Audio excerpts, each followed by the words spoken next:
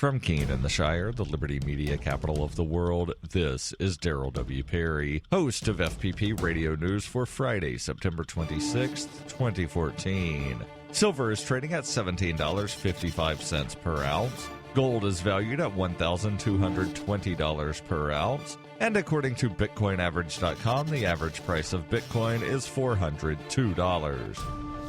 Antiwar.com reports the Fatah-Hamas negotiation in Cairo has reached an agreement which will see their national unity government, agreed to back in May, take over control of the Gaza Strip. That ends the long-standing dispute over who would pay government employees in the Strip who had previously been paid by the Hamas government. Officials say they will now be paid by the unity government and will answer to them. In theory, the agreement is effective immediately, though in practice, implementation may take some time.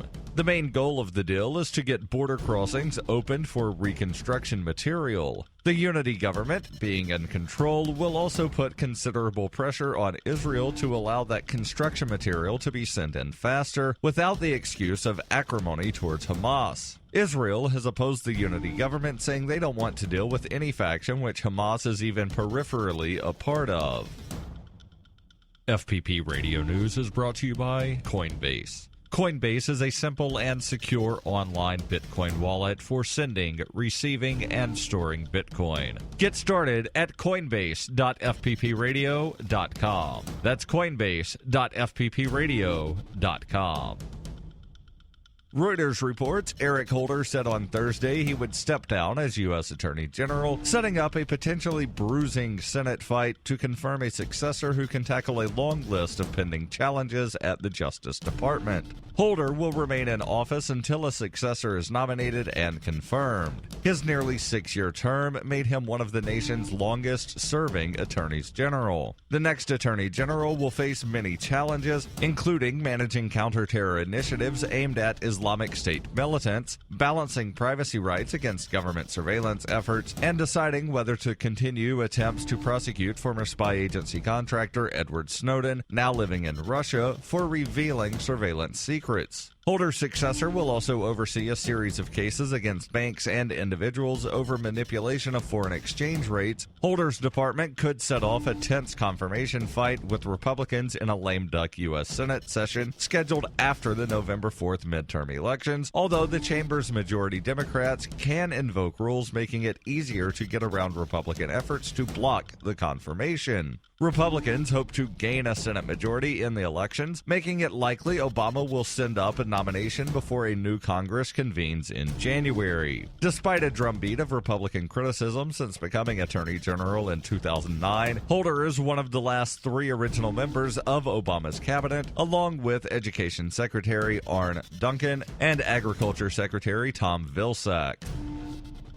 FPP Radio News is brought to you by Roberts & Roberts Brokerage. For over 35 years, Roberts & Roberts has been a trusted source for buying and selling your investment-grade precious metals. They now take Bitcoin for purchasing precious metals so you can turn your profits into a long-term investment. Call Roberts & Roberts today for knowledgeable advice on investing. 800-874-9760. Antiwar.com reports a handful of Republican members of the House Foreign Affairs Committee have gone off to Turkey to create their own historic coalition of rebel factions, which pledge to attack both the Islamic State and Syria's Assad government. Led by Representatives Adam Kinzinger and George Holding, the coalition was said to include more than 20 Syrian rebel commanders, though it appears to be little more than the nominal leadership of the Free Syrian Army and the minuscule Syriac Military Council. The groups called on the U.S. to expand their airstrikes beyond the Islamic State and al-Qaeda and against Assad's military as well. The Syriac Military Council, which is a militia affiliated with Syria's Christian minority, has fought a handful of battles against the Islamic State and al-Qaeda's Jabhat al-Nusra, mostly unsuccessfully. The new coalition doesn't appear to have much momentum behind it, nor is it clear if the assorted members have been part of the vetted moderate rebel factions that the U.S. intends to arm. It is primarily noteworthy in that it appears to have been created by congressmen independent of the administration's own efforts at coalition building. This has been FPP Radio News, online at fppradio.com.